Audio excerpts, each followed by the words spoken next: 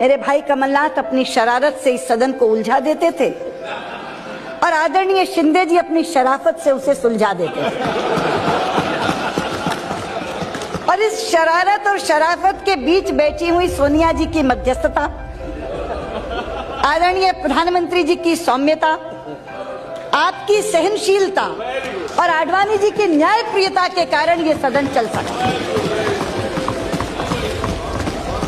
और आज के दिन मैं अपने पूर्व नेता सदन को भी याद करना चाहूंगी, आदरणीय प्रणब मुखर्जी को, लोकतांत्रिक संस्थाओं में जिनकी आस्था ने भी इस सदन को चलाने में बहुत कारगर भूमिका निभाई। ये इसलिए हुआ क्योंकि भारतीय लोकतंत्र के मूल में एक भाव है, और वो भाव क्या है? वो भाव ये है कि हम एक दूसरे के विरोधी हैं मगर शत्रु नहीं।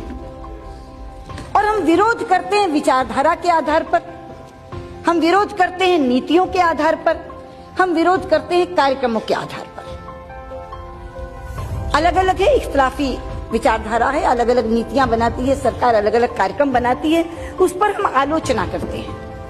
वो आलोचना प्रखर भी होती है, लेकिन प्रखर से प्रखर आलोचना भी भारतीय लोकतंत्र में एक दूसरे के व्यक्तिगत संबंधों में आड़े नहीं आती।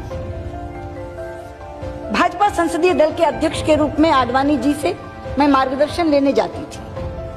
वो हमेशा मुझे एक ही निर्देश देते थे, सदन की गरिमा के अनुरूप ही आचरण करना। दलगत राजनीति से ऊपर उठकर हमेशा उन्होंने मुझे सुझाव दिया, और मैं आज इस सच्चाई को स्वीकार करना चाहूंगी कि नेता प्रतिपक्ष के रूप में जो भूमिका मैं निभा सकी वो आदरणीय आडवाणी जी के आशीर्वाद के कारण निभा पाई। अध्यक्ष जी, अब हम चुनाव में जा रहे हैं। चुनाव में जाते समय चाहिए तो यह था कि मैं विजयी भव का आशीर्वाद देती सबको, लेकिन वैसा करूंगी तो असत्य होगा। इसलिए मैं विजयी भव का आशीर्वाद तो नहीं दे पा रही, लेकिन यशस्वी भव का आशीर्वाद सबको दूंगी।